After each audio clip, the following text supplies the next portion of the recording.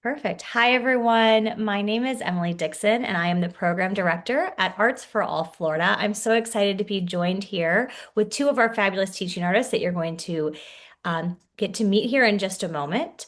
A little bit about Arts4All Florida. If you are new to the organization, we are a private nonprofit. We conduct arts education programs in schools, the Department of Juvenile Justice facilities, and community centers, promote accomplishments of artists with disabilities through our artist registry, exhibitions and performances, and increase access to the arts through professional learning workshops. Arts4All Florida is headquartered in the College of Education of University of South Florida, but we are throughout the state of Florida. So, for instance, I am in Gainesville, Florida, and our both of our teaching artists are in different areas. So we cover the whole state of Florida, and we're so excited to be here. For all of our participants that are here, you are doing exactly what you should be doing, which is just being here and listening. Your cameras can stay off or they can turn on, whatever you're most comfortable with. We are recording this. We're going to go through how it's going to work is our artists are going to give a little introduction of each other.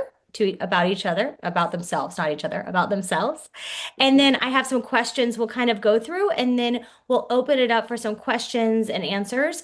If during this you have a question that like pops into your head, please put it in the chat box. That's a great way. And then at the end, if you have a question and you don't want to unmute yourself or you want to type it in, we'll all be checking the chat box throughout. So I just wanted to say again, welcome. And we're so excited to have you all. This is our Career in Arts webinar series. So our goal with this series is to really highlight different arts and styles and how, if you are new into your profession or even well into your profession, how it can kind of work for you. And these two teaching artists that we have here today are really wonderful examples of artists themselves, but also artists that have found ways to work within the arts and bring their talents to so many different people. So without further ado, I'm going to pass it to Jennifer first. I will let her go ahead and introduce and give a little bit of background, and then we'll move on. Good afternoon, everyone. I'm very happy to be here and super honored, so thank you, Arts for All. My name is Jennifer Puig, better known as Miss Jenny. For those of you that might be having a little trouble seeing, I am a Dominican woman with light skin, brown, straight hair today, and wearing a black jacket with a blurred background. I am a teaching artist in dance, creative movement, mindfulness, and I also use music to incorporate into the education of all ages. Also work with children, teenagers, and adults and seniors with all abilities, as I like to say. And I am also a dance movement therapist, so I tend to bring those tools into all of the kind of work that I've done across Miami-Dade County and Broward County, from schools to museums to libraries to all kinds of spaces where music and movement and dance plays a major role to bring and build community and bring everyone together. And I'm very happy to be here today. Perfect. Thank you so much. And Jennifer, you reminded me, I just turned on the captions. So if you would like to see the captions, those are now turned on. And if anything comes up throughout our conversation that I can help you with accessibility wise, feel free to put it in the chat. You can also private chat me. I'm should be listed as host with Emily Dixon. All right, and next I'm going to send it over to Cloudfeather. Hi, everybody. Thanks for being here. And it's an honor to talk to up and coming, well, lifelong artists because you're all choosing to do this incredible form of play, we like to say. um, my background is I was in the holistic field for 1,000 years and always used medicine, whether it was herbal medicine or homeopathy or whatever it may have been. So music is my medicine as well. So I left that world years ago and to embrace being a teaching artist, which I feel is the greatest profession in the entire world, because you're going to be working with both young and older people, but you have an opportunity to make them feel shining inside. Create a great space of you strengthen you strengthen their hearts, you help open their minds and help them reduce the programming that they receive from this wonderful society that we live in, to break free of to become fully human, fully alive in your art form. Um, so I was born and raised in New England and lived in all the New England states for a little while. And now I'm here in Florida and just loving it. My form of art is drumming and dance, group singing, call and response song, and using songs that you know penetrate the world of compassion and healing. Like welcome healing in my body, in my world. And we even make up our own language, O Matakaweo, which means we are one beautiful family. So I have a big history in traveling around with the powwow nations and singing up and down the East Coast. I have a beautiful spirit family in Mexico. So and everything is combined. So being a teaching artist, you can combine everything that you've ever learned in your entire life, in your experience, and bring it and make a bunch of mistakes, but that only refines your art in a way that's going to make the world a better place. Thank you. Yes, thank you. I think that was a great introduction. And I think what we'll learn about both of these artists is there's similarities, but also differences. So I'm going to go ahead and start with the first question is, Jennifer, I'll start with you. What drew you to become a teaching artist with Arts for All Flora, and how has your background in the art shaped the way that you design your classroom activities? So I went to school for dance here at Florida International University, and then I quickly found out that it wasn't something that I was going to do for the rest of my life to perform on stage. Then I quickly began to ask the question, as Dominican, born and raised, where we use dance and music, like Joseph was just saying, to create a space or connection, mind, body, and spirit, and connect to community. How could I use the arts in a way where I can make a difference in my community and where I was able to bring these tools that I have always learned since I was a child into my practice. So when I found out that Florida International University was closing the dance program, that sent me on a journey to go to Barcelona, Spain, where I decided to pursue master's degree in dance movement therapy. I went through the process myself. It changed my life. It also helped me as an immigrant coming to Miami and how to connect to myself, how to connect to my community, how to feel seen, how to feel valued. And I quickly knew that that was something that I needed to bring back to Miami. So I returned to Miami, began to work for several nonprofit organizations such as Arts for All, which led me to Arts for All. And I fell in love with the work. And I've been working with Arts4All for over 13 years now, which is amazing. Wouldn't change it for the world. As far as using the arts in the classroom, I think really art is everywhere. It is in the way we live, the way we communicate, um, even in the way we dress, in the way we decorate spaces like classrooms. So I understood that not only was it something that could connect mind, body, and spirit, but and build community, but also create these very beautiful, safe, creative spaces for students of all ages, including classroom teachers, to connect through their own senses and through their own personal stories to the things that they were learning in the classroom. So for me now is an honor to know that I am able to train teachers in how to use the arts in the same way that I have throughout my experience and how to connect to math, language, science concepts, social studies, all the standards that teachers are meant to teach in the classroom, but then also with creating further deepen connection to what we are seeing as a diverse community, where students can feel seen and there is diversity within cultures that are coming together, and also different abilities. So for me, art is number one. I even have a tattoo that says, "In art we trust." It's my way of life. It is something I breathe and live, and I really think that art should be something that it fills all the spaces in our community. I love that. Thank you. All right. Cloudfeather, same question to you. What drew you to becoming a teaching artist with Arts4All Florida, which I know you touched on a little bit, but how has your background helped shape the way you design your classroom activities? Well, that's a big question. I always loved music. I started playing the saxophone in eighth grade and then realized that I wanted an instrument for the beach. So I decided to play guitar when I turned 13.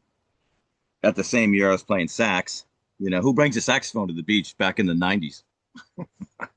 I mean, no, the 80s. So. Um, and I just love like being in groups that were singing. I came from a family that they didn't even have a stereo, and there was music wasn't a big thing at all, and art was actually looked looked as a kind of a hobby. I've always wanted to be beyond, make it take it beyond a hobby. So I took a different path for a while. I became a carpenter, and then I became a naturopathic doctor. And then from there, I gave everything up to become a teaching artist. And it was at that crossroads where I felt um, it took so much courage in me. Everything told me like, you're crazy, because in the beginning, there's how do you support yourself? It's you definitely don't do it for the cash flow in the beginning, but it can be the most lucrative, potentially um, profession, lucrative in your heart, lucrative in your bank accounts. Why being a teaching artist part time when you can just go for it all and do it full time and just love what you're doing, and because that's what life is. Life is very short, and well, not short, but it's meaningful. Make it meaningful every single day of your life. Try new things with your art. You know what's going to happen. So that's what was always brewing in my heart to be expressive, to be creative to people, and to bring joy to people's hearts. I love that. I think I was born with a gene that wanted to do that.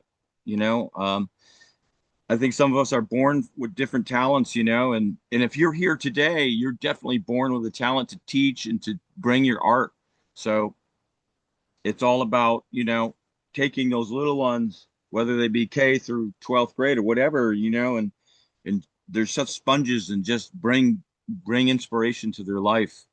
Um, there's the spiritual gifts out there, uh, in some spiritual communities like Catholicism, where you have, healing, miracles, administration, speaking in tongues, and things like this. I always thought I was the healer my entire life, so I always pursued that, yeah, avenue of helping people through like the naturopathic route of medicine. But then I realized, oh, I'm a teacher, not a healer, and then everything started becoming a little bit more clear, and things just started to open up. But for me, it's one of the most fun, but yet one of the hardest things ever to then totally rely upon yourself. It's so easy to go out and get a job, and work for somebody else. Um, so that kind of led me to everything, realizing, life is precious and humanity is very, very precious. It's life is a miracle. But that perception just came through over the years, and then once you hit that point, you realize you either just go into your cocoon and just regularly do your regular life, or all of a sudden you brighten up and spread your wings like that butterfly and just go for it, even though it might not be that long. Some butterflies live a lot longer than others, but we'll see. Yeah. Very nice. Perfect. Okay, Jennifer, can you walk us through what like a typical day for a teaching artist looks like for you? From preparing to your activities, maybe if you go to multiple schools or just one school, or kind of what a day to day looks like. So I also want to say thank you, Joseph, before I say anything else, for what you just said, because that is definitely a similarity that we both share. Just like Joseph, I've decided to dedicate my whole life to the work of a teaching artist rather than doing it temporarily. And in fact, a long, long time ago, like 14 years, 15 years ago when I started, I promised all my colleagues here in Miami specifically that I will never ever work another day in doing anything else that wasn't the magic of using the arts for community building, mind, body, spirit, inclusion, and education. And so it's been quite a journey, but a day for me is quite interesting, I should say. I work about 24 classrooms per week, just to give you an idea, in a variety of different schools for a variety of different programs. Some morning programs are classroom teacher training, where I'm working live with the teacher and the students and how to use the arts for, like I said before, education and for what I do for a living. When I am not teaching, I am planning because all the residencies that I offer have a component where it's not as an artist. A lot of people think that we just show up and improvise. And although we are great improvisers as artists, there is also, for me, the importance of embedding social emotional learning and universal learning design, where I'm thinking about every single student in that space. Are they in a wheelchair? Are they able to see with their eyes, hear with their ears? What's their mobility like? So for me, it's very important to plan to know what I'm working with so that I can then bring practices and activities that are inclusive of everyone in the room. When I'm not doing that, I'm nurturing myself and eating amidst a very busy day and trying to make sure that I too provide myself self-care and self-love, like writing, journaling. I love doing poetry every day. I wake up and I write my 3 pages. I also reflect about the spaces that I'm occupying. And also trying to better myself. When I'm not teaching, I'm also doing professional development with teaching artists from all over the United States, where we are looking at how the arts are affecting their communities and how this is similar or different and what we can learn from one another. And at the end of a very busy day, I just want to unplug and I just want to enjoy and rest so that I can wake up and do it all over again the next day. Great. Thank you. And Cloud Feather, what would you say I know not every day, there's not a typical day, right? That's probably an oxymoron, but a day that you are going to go render a residency for Arts for All, what that looks like for you. Getting up super early. Uh, it's a day is 90% preparation, that when you go into the school. When I go to the school, I have I have big drums that I bring there, like 3 foot diameter drums. And I even have a 6.5 foot diameter drum that holds 25 people. So I have to put that on top of my car, strap it down, make sure it's okay, load up the car, make sure I have all my flutes, my mallets, all the other little things that I bring. I mean, uh, there's so much behind the scenes work. And like Jennifer said, it's like people think, oh, we're just out there dancing and jumping around and singing at the top of our lungs. But no, there's a preparing, what big mistakes you're going to make today with the residency because you've decided in the middle of the night that you're going to try this new thing, right? That you've never done before. Maybe you're going to sing this new song, or you think that you're going to have them try to sing the song and dance at the same time while spiraling in circles. I don't know, but as a, I'm always like dreaming up new things, and 80% of them go, but it's okay. So you drive there, give your time. I always, if the start time is say 10 a.m., I will get there at least an hour and a half before because I've I work for Hartford Performs up in New England, And sometimes you'll go to the school, be 3 stories tall, and the your classroom will be on the third floor, and I have all these drums, all these things that takes like 5 different trips back and forth to my car, and the elevator's broken. So now you got to truck all this stuff upstairs, and you can't be late, and you can't show up in a heat of haste because then your whole program down the drain. If all of a sudden you get everything set up and all of a sudden the kids come into the auditorium or the gymnasium and you haven't centered yourself. So that's the other thing is Jennifer said, self-care is very, very, very important because you get home, sometimes you're exhausted or you might have one not so well classroom out of 25 awesome, incredible, epic classrooms. And so, net as artists, we take things to our heart a lot, so it's easy to sudden be our own worst enemy and say, oh man, I can't believe it. I can't do this anymore. That was terrible.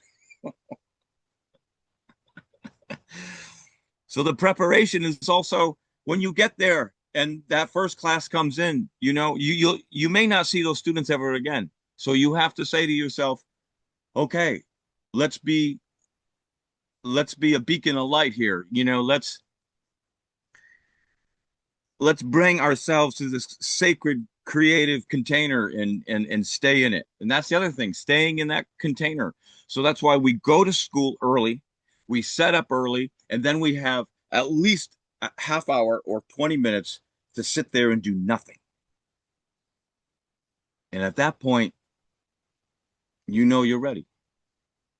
When you're fully prepared, 90% of all your work is preparation. And then that last 10% is what makes it all worth it. And by the end, everybody's energized, everybody's smiling, everybody is, you know, it's it's incredible. So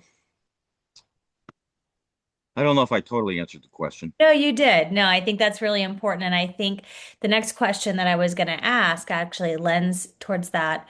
So, Arts for All Florida is one of our big goals is providing and introducing arts education to maybe a lot of people that haven't ever experienced arts education.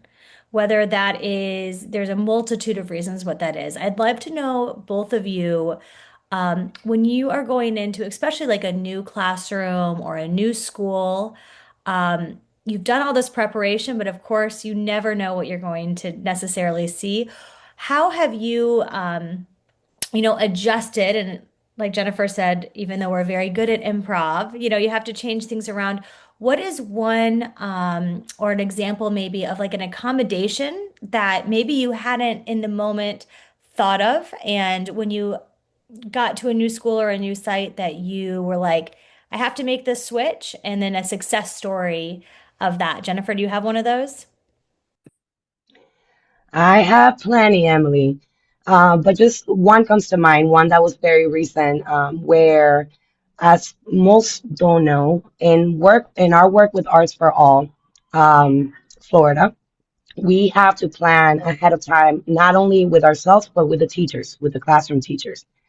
And usually teachers are quite curious as to see it in real time, what doing art looks like, to study standards in the classroom.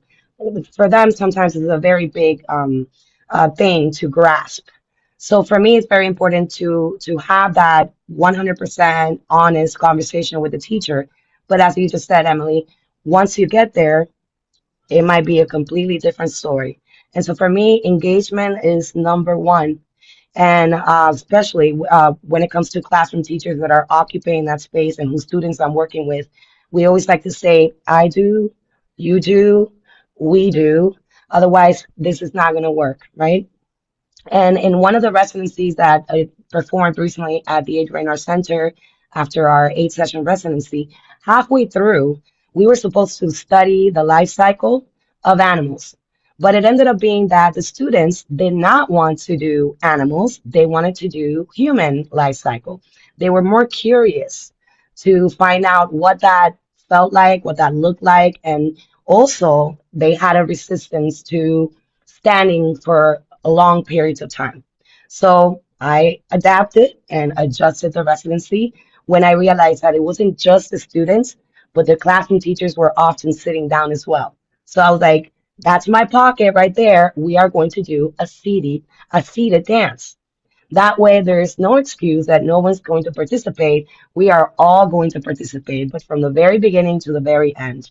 And I'm happy to report that the teachers were ecstatic about it. They felt more comfortable. The students felt they had more energy to be able to sustain throughout the whole choreography that we co-built and created together. In the same way, I remember a residency that changed my life forever because when I went into this high school, senior high school, the students were displaying a lot of disrespectful behavior. And in my career, I've been doing this since I was 18. I'm 42 now. I had never really worked with a group of students that was hard to manage or not so much control, but to get them focused and on task, to let them use the music and the dance to be able to hone in this energy that they were expressing. The teachers even gave up from the very beginning. They're like, we don't think we can actually go through this residency. We're not going to finish it. They're not going to listen to you. And I remember thinking that day, what can I adapt? I'm like, I'm going to go get them Takis, which they had been talking about tacky snack, tacky snack. Never in my life had I ever believed in conditional practice, right? But I did show up with my big box of Takis. And I said, I'm handing this box of Takis in the same way that I'm handing you the responsibility to lead each other, to co-create with one another, and I'll just be your student. So we're going to flip the roles. I'm going to become your student, and you're all going to teach me. Happy to report also that it completely changed the dynamic of the residency. And when we performed at the Art Center, they were beyond proud. The teachers, the staff, they could not believe that this group of students that had not been able to do or accomplish anything throughout the year had taken this by the hand and ran with it. So adaptation is very important, I think, group by group. Yeah, I think that's really important within your roles is being able to adapt, and every day is a different day, and I think that is a great example of that. Do you have a specific example you'd like to share, Cloudfeather, or maybe you had to adapt or edit maybe what was in your thought to best support the students? Yeah, adaptation is the key. Um, it rarely goes as planned. I mean, you have a skeletal structure, of course, but then it depends on the day, what the kids, if the kids had just came back from lunch, they could have had a bunch of sugar and they're just totally, you know, energized, beyond energized. But I think one of the adaptations that I want to mention is one of my worst um, classes ever. Okay. And this is why I want to talk about it because it was in Hartford, Connecticut. And I don't know but it was fifth grade or it was either fifth or sixth grade. But these kids were big, you know. I mean, when I was in fifth grade, we were a lot smaller back then. But anyways, there was no. It was like a circus, and there was from the very beginning of when I opened up with the flute song. It was like yelling and screaming, "What's that? What is that thing you're playing?" Or like, "Ha ha ha ha," or something crazy stuff, right? I'm like, what in God's name is going on? Is Mercury in retrograde, tenfold? But and then the teachers are like, "Oh, we can't control them. They're just like this." I'm like, "They're just like that?" I said, "Okay, I roll with it." But then they started running around circles, and I have drums out there, and I'm on the coming getting off the stage. Sometime I do like a flute song on the stage and jump down and then come down to the circle of drums and everything like this. But they had already jumped on the drums and they're like trying to play this also. It's just the teachers are like, We can't control them." Okay, you can't control them. So I tried to work with them and talking about failures, about trying new things. It was right after COVID. So some of the teachers didn't want them to hold hands for the friendship dances. So I made these straps that people can hold on. And this class started, they found the bag of straps before we got to the thing, pulled them out and started whipping each other with it. you know, like, I'm like, I give up. However, here's the silver lining. I noticed that there was like 5 or 7 students that were really cool, and they were listening to everything I'm saying. And I said, okay, you, come over here. And we went into the corner of the auditorium, and I busted out my harmonium, and we did some call and response for the last 15 minutes, just the 7 or 5 or 7 of us. Well, that the while the other class, rest of the class turned into a recess, an indoor recess. But those kids, when I was focusing on them and saw them and let them know that I'm very happy that they are very interested and respectful, that they really got it, you know? And we shared a really 15 minutes of really good connection. Okay. And that's what we're looking for. We're looking for connection. And as teaching artists, when our class is a little bit unconnected, it's very stressful for us because that's why we're doing it. We're trying to bring connection to people. We're trying to enrich their lives in some way with our own little thing that we have, whatever it be, painting or music or dance or whatever it is. You all have something that you can do better than anybody else.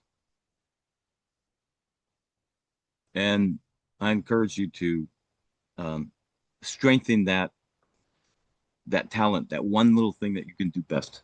You know, you might be a great storyteller, or you might be able to tell stories with your art or something, or whatever it may be. I don't know.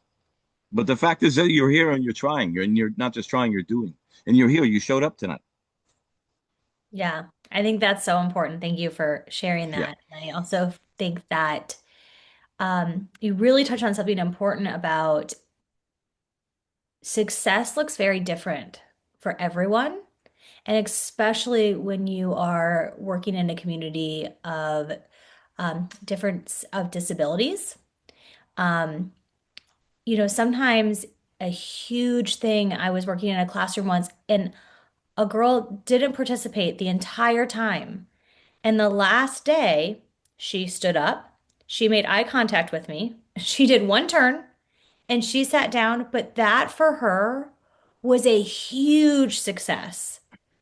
And I think for all of us that are here and are kind of maybe early on in our journey of teaching, of understanding that, I think is, and you both have highlighted that of, you have to make adjustments and you have to adapt and you also have to look for just those small pockets. Like you said, it's like you're just wanting, to share what you have. And I think that's so important.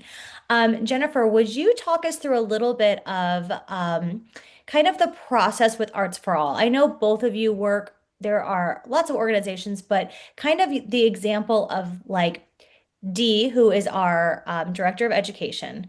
Um, so first, just so everyone knows on the call, how it works for Arts4All is if you are interested, which we hope you all are, there is an online application, which I'll share in the email after this, where you fill out a little bit about yourself and your background, and then Dee Miller, who is our director of education, contacts you and you go through an interview process, which I'm sure they can both speak on, which is not scary. I think we want to share with people that, like Godfather mentioned, that everyone has a talent, and we at Arts4All know that. So if you feel maybe that I don't fit into this perfect box of I just do visual arts, or like this, you see from both of our artists that they do all types of art.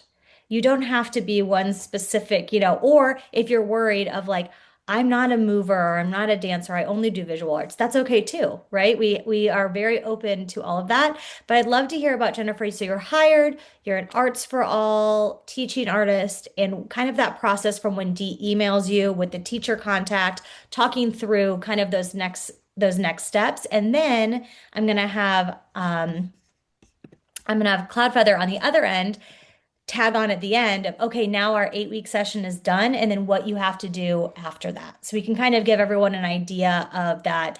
It's again, it's not just teaching, which we all love to do. There is a little bit of, behind the scenes work, but I'd love us to kind of give an idea of what that looks like. Sure, I'd be happy to.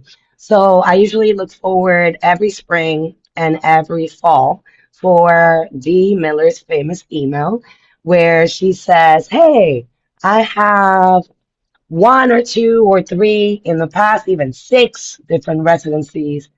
Would you want them or which ones do you want?"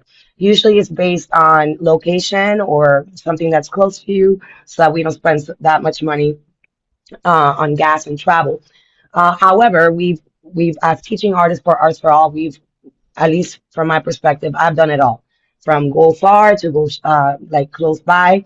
So it's really up to the teaching artist to confirm with Dee which residencies are you interested in taking.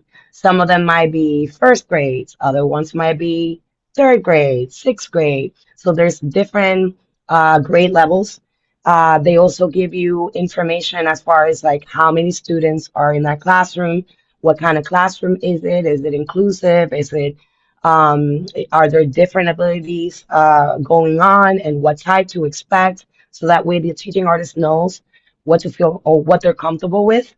Um, and then it will usually state the name of the classroom teachers that you're going to be working with the contact information. Once you agree as the teaching artist to take on a residency, it is up to the teaching artist to communicate directly with the site that they have signed a contract for and find the best way to plan with the teacher, whether it's back in the days, it used to be in person. Then during COVID, it became a Zoom thing or on the phone thing. All these choices are still available to this day. It's just up to the classroom teacher and the teaching artist. Where in this planning session, you discuss what dates are going to best work for the 8 session residency. What kind of themes would you like to explore? What kind of standards are the teachers working on that they would like to use the arts to explore further? And any other additional information that might assist a teaching artist in creating or planning, like we had said before, accordingly for that group. Once that happens, it's all fun and play. 8 session residencies, 1 hour long. Hopefully, it's consistent on a weekly basis. And then we perform. We get to showcase a 3 minute dance or theater, whichever kind of art you have been paired up with. You get to display a 3 minute to 4 minute collaboration project to an audience. And then I will pass the energetic ball to Joseph so that he can say what happens after we perform. After we perform, where? So what happens after the end of your residency? So you finished your 8 week, and now Dee is going to send you an email and say, great job. So kind of just what those next steps are of just closing out the residency, submitting your evaluation. Well, you're gonna have to help me with this a little bit, okay? Yeah, I've been a teaching artist for over 20 years, but this is my first year with Arts for All Florida, and that's perfect. I had a very special assignment from D, which I love, and it's a 14-week residency because it's with special needs children from Northport, and I know there's a lot of paperwork you got to fill out. Okay, you did. And then don't forget to fill out your direct deposit because that's always nice Yes. and be paid for No, your you work. have it. You So have you it. have to do that. You have to you have to, submit that. And then there's a form, an evaluation form that is in my experience, it's been challenging, but it's all part of the process. Um, I mean, I'm just being honest with you. I mean, we Oh, have that's these right and left brains working in our bodies, and as a teaching artist, you have to be balanced. hmm You do have to be balanced because anybody can go out there and dance around with people and yell and scream and whatever, but you have to have a sense of a schedule that you're going to have. You have to be super organized in your mind because in order to get on board with Arts4All Florida or like Hartford Performs, you have to be able to focus and fill out these standards, school standards, and core, what core sections you are addressing. So there's a lot of left brain things going on. So what I'm saying is that I'm really um, incapable of giving you a really great answer because, like I said, it's my first year. But that is a great answer, though. it's Emily, beautiful, can I answer and this? I hope that all of you come aboard because we need more teaching. We need more artists in the world, and we need doctors and lawyers and things like this. Not that yeah, of course, we need those too. But in my humble opinion, and I think everyone here in this room. Uh, or in this realm, we need to bring people back to the original plan.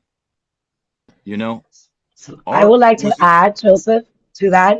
It's actually interesting what you just said because, and for everyone that's here tonight, just to inspire them to understand that, yes, like we said before, a lot of people think that we just show up and we dance around and we make music, but, or and, in our experience, in my experience, I've realized that without the research and without the left brain functioning, the organization of your schedule, the learning new ropes of how you plug in standards into those evaluations, or even why they're doing that to begin with, is very, very important. Without the research and the evaluation, these programs cannot be funded.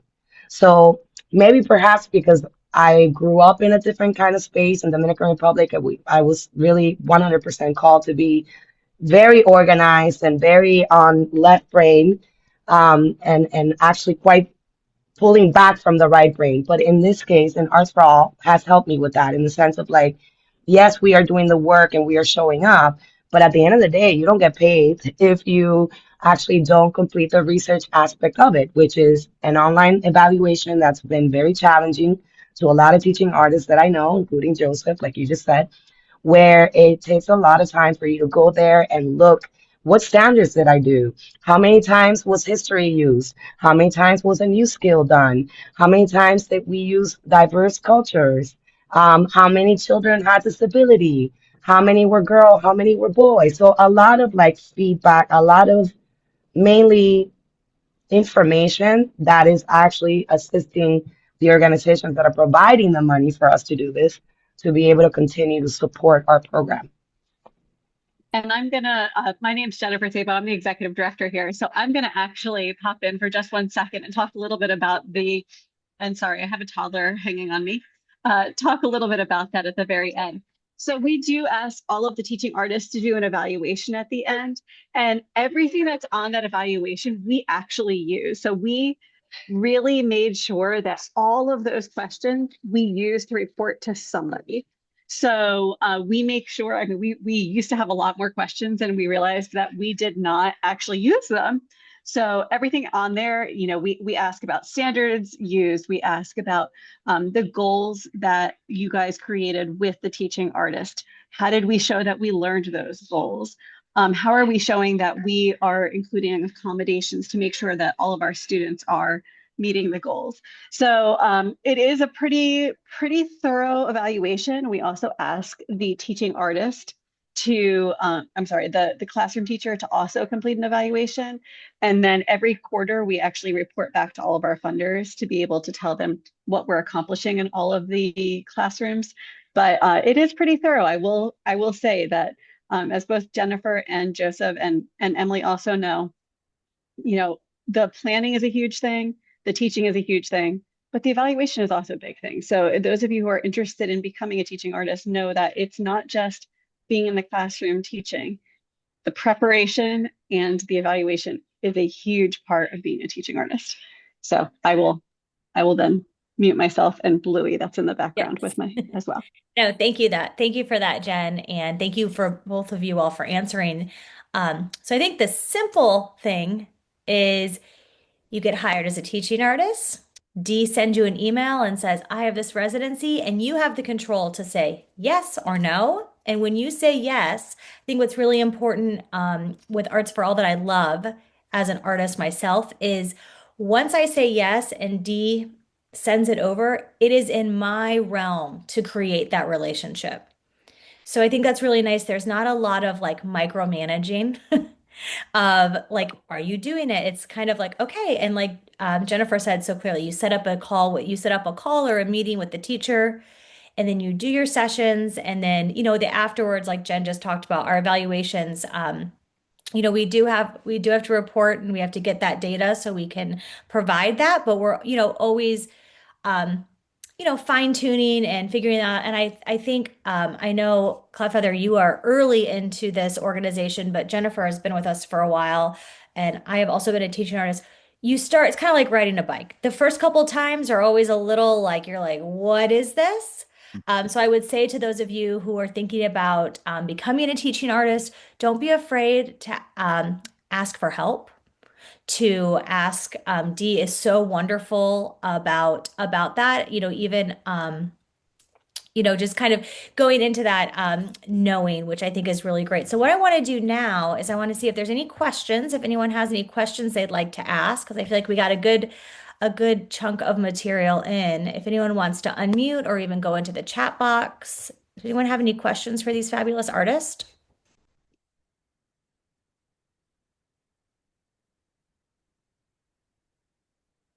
Hello. Hi. So Hello. I'm Stella Logan. Hi, Emily. So my son does Arts for All, like he's just started high school. And he does a lot of the camps and stuff like that. But my background, I don't know, Emily, if I ever talked to you about it, but my background is in art. And so I grew up in Southern California. I went to art school. I did theater. I make costumes. I've done all of that. Went on tour with bands. So I was in the music industry, and makeup, and went to art school as well. And then now I'm in the mental health field. My husband was in the military and became an advocate after his passing. So I've done a lot of helping people heal. When that happened, my oldest, who was 7 at the time, became nonverbal, and he took an art therapy class with a nonprofit that works with military children. And he started to speak again after doing art. And so I saw the whole process of that and started working for a mental health clinic for military families. And I guess my advice would be is how do I bring those two together? Like I'm in this new field of the mental health field. I'm working, but I'm trying to find my place because my background and my passion is art. And so trying to bring both of those together to help people heal with art, because I think, I mean, obviously I live it every day. I live with grief every day. My kids live with grief every day, and how I want to help. But also use, obviously the gifts that, God gave me with art, because I've done art pretty much my whole life. I've been sewing since I was a little girl. But I've kind of used, learned all these other different realms as well with art. I know that was a long spiel, so hopefully you can answer the question. No, it was a great spiel. Thank you so much for being here and sharing that. Do either um, Jennifer or Cloudfeather want to answer or give some feedback? Well, hi, and thank you so much for being brave and sharing your story. I just want to say, in the case of what I do in dance movement therapy, it's pretty much describing what you just described. It's using the arts as a tool for mindfulness and for mental health. I believe that we all have trauma of some sort. We've all lived it in one way or the other, whether we speak to it or not. And I think the arts, like you described yourself, is a natural way or a language to be able to express ourselves, our traumas, to connect, like Joseph said before, to others, to oneself. And just the just the part that you are wanting to, the question was, how do I bridge, right? How do I bridge art, the art form that you have, and mental health? Well, I think they go hand in hand naturally. It's something that occurs when you are delving into any form of art. I always tell my students, like, for example, movement. Movement is a natural expression of the spirit. If you were given a body, that means that is your tool for being able to express oneself and to connect. I believe that everything in this world has a sound and it has a movement. And so when we go beyond just thinking, oh, art as in like I need to be a prolific artist or I need to be famous or talented, it's not really what we're aiming for nowadays. Is just really a return back to the understanding that the arts have has been there always from the beginning of time, and it will continue to be there so as long as you allow it.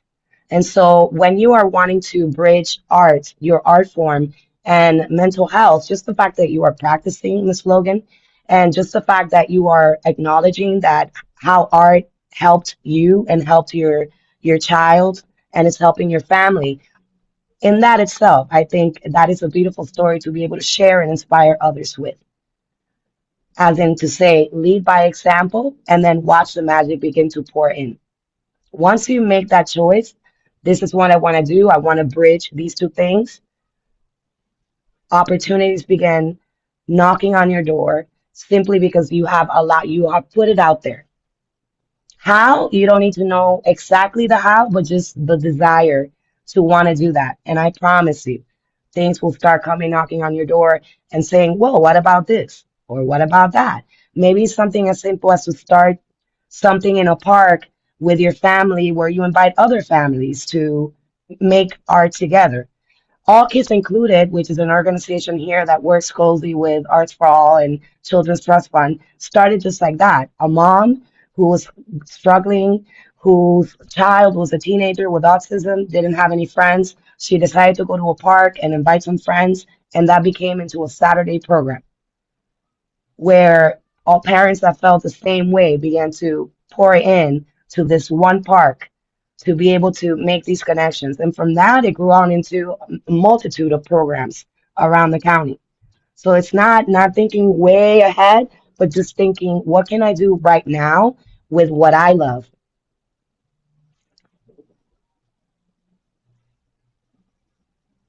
Yeah, and thank you for sharing that, Miss Logan.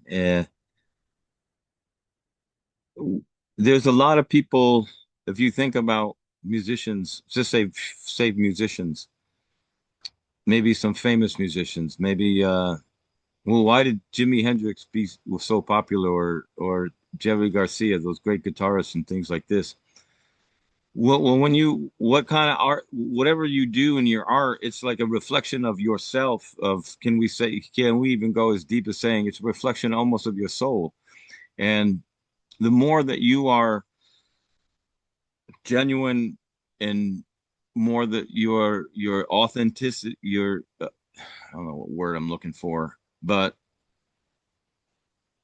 healers became healers in the traditional ways because they went through a certain challenge in their life. And then when they overcame that challenge, they helped other people overcome that challenge. So you have been there. It's not like you're trying to do something. I mean, there's a reason you're doing this, and it's so deep and profound within you that you're going to be a magical teaching artist that is, what you say. Well, why can people say one or two words and affect someone's life where some people just talk and talk and talk and we don't even hear what they're saying? It's because that person has been through things in their life and they've realized what is important what is genuine, what is sacred. And if you bring that to your art form, you know, you the effect that you'll have on people will be way beyond your expectations, you know. You'll surprise yourself and you'll help those people that you're working with and you are in within yourself heal as well. I mean, it takes years to heal. I mean, we're probably up to our last breath. I don't know. But what I'm saying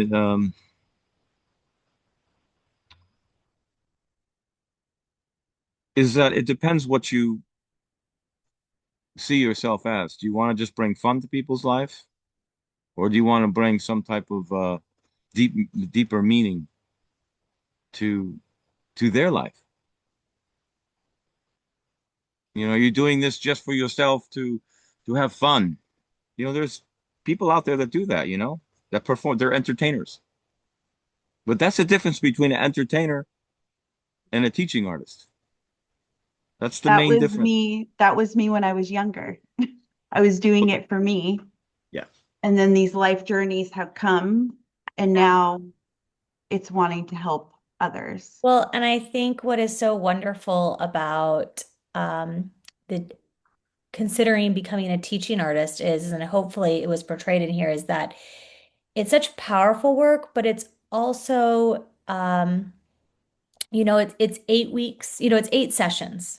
So it's also it's a great way to tip your toe into the water because you might find like, the two artists we have here with us where they're really, I mean, this is their work that they're doing a lot, but we also have teaching artists that do a lot of other things and they do one residency a year or they do one residency in the fall and one residency in the spring because they're a full-time mom, they have a full-time job, or they have, there's so I also think it's something that for those of you who are on the call and are thinking, oh my gosh, I'm not sure I'm ready to, dive totally into that deep end.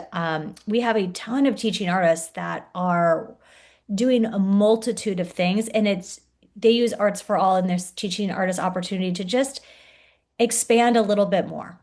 I think so I would encourage everyone to, if this is something that you're listening, you're like, I think I really want to try it because I think that it is really rewarding. Jen asked a great question. She said, what advice would you give a young artist who's interested in being a teaching artist, who's comfortable in making art, but has never taught art? How could they get into this field? What are you both were artists on your own sense and have now navigated many years of successful teaching, but, kind of reversing back if you can in time and kind of going back to that mindset of, okay, I'm an artist and I think I want to teach. How do you think they could maybe get into this field? I think Arts for All is a great example of that, but kind of I'd love both of your thoughts on that. Let's start with, since we keep going, Jennifer's on my left, so I always do that. Let's start with Cloud Feather answering first. Yeah, sure. I didn't have any experience in really drumming and dance or anything like that. Um, I knew how to play guitar and play flutes and stuff, but I wanted to do something more. So what I did was I figured out the little festivals or get-togethers that were happening in my town. And then I called up this person. I said, "Hey, I've got some stuff for like families and stuff. Like I've got drums and we do some singing, call and response. Do you guys need someone to have like a space where kids can come with their parents?" And they're like, "Sure, but we can't pay you." I'm like, "That's fine," because we're just getting into it and trying to refine your art, because that's what you wanted to do. And if you want to do something, just start doing it to next week or whatever. Go to find somewhere where they're even the farmers market. Call up the leader of the farmers market. Say, hey, I want to put this little booth up. I'm not selling anything. I'm giving some of some.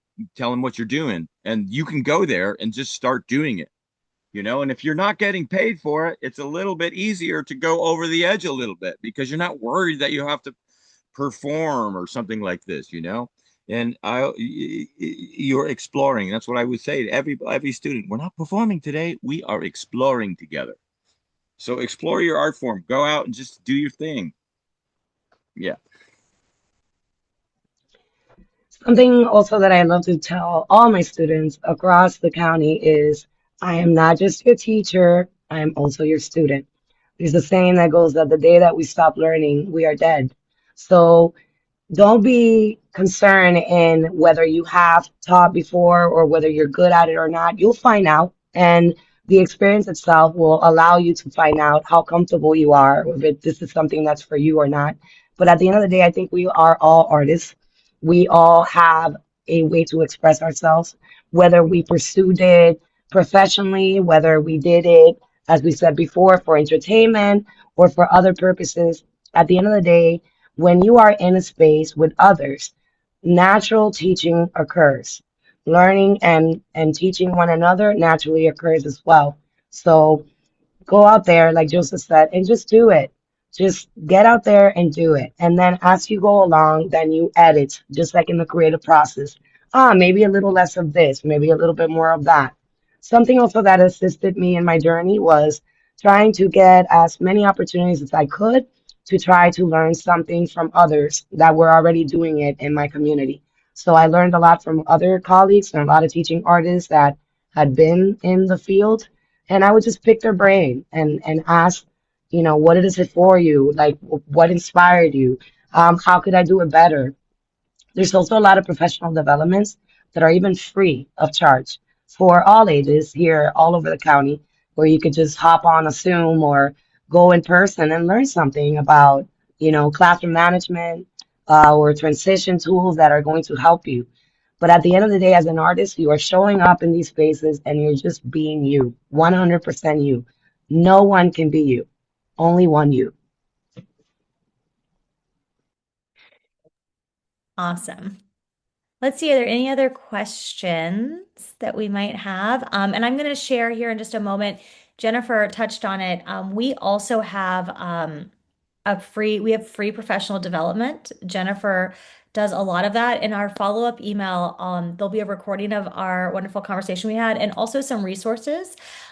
We also offer a variety of community classes, so I will share that as well. And we had a really wonderful meeting and conversation with a program that's at USF, but it's also at many organizations, state universities in Florida. It's called You Matter. I'm going to share the PowerPoint presentation with you. Give me just 1 second so I can share my screen here. And if you have any more questions, we'll finish up with those. Um, so this is I can never make it look big. Okay. This is the Aline Hoffman You Matter program.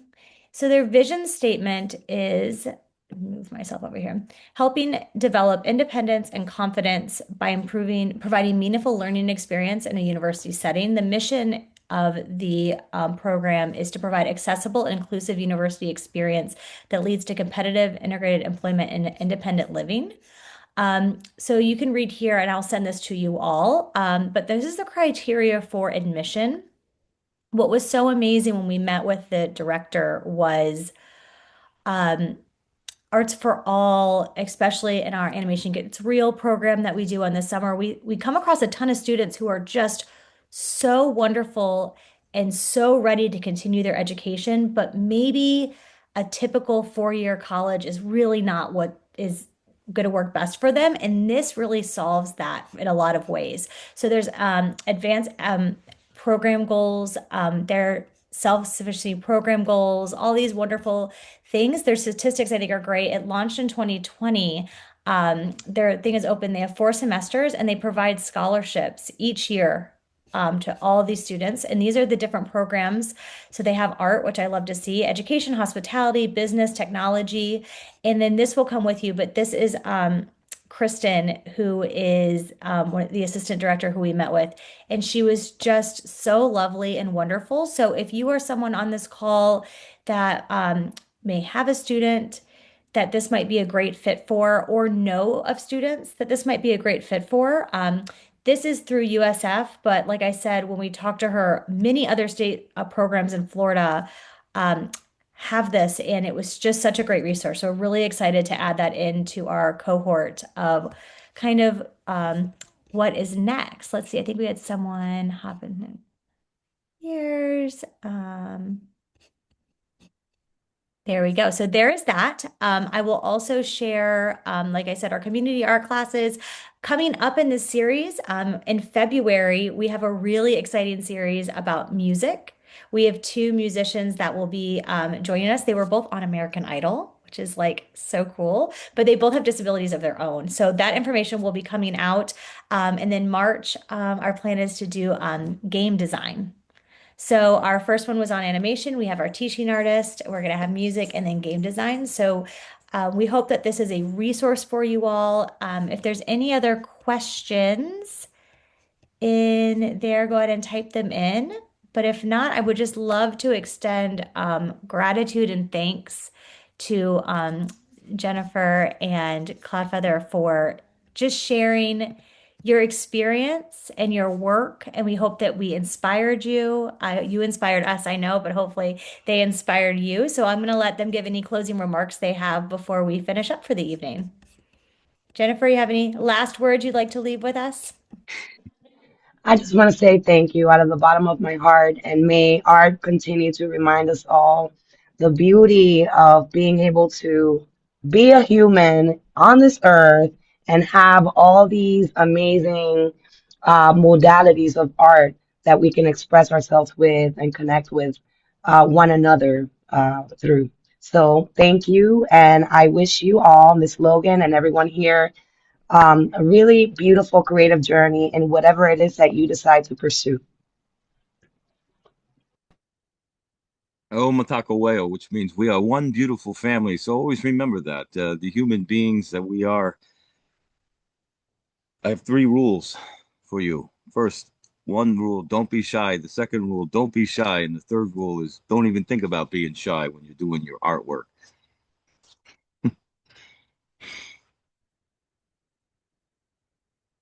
I love that. Well, this has been so wonderful and great. And we thank you so much. We appreciate everyone spending their evening with us. And like I said, look out for an email from me. And we hope to see you at future webinars. And we hope that you are going to be able to join our Arts for All family, as we like to call it. And again, thank you so much, Jennifer and Cloudfeather, for just a wonderful discussion and conversation. So thank you all, everyone. I hope everyone has a wonderful holiday season and rest of this year and a happy 2026 and look forward to our future work together. Thank Happy you, everyone. creating. Have a great day.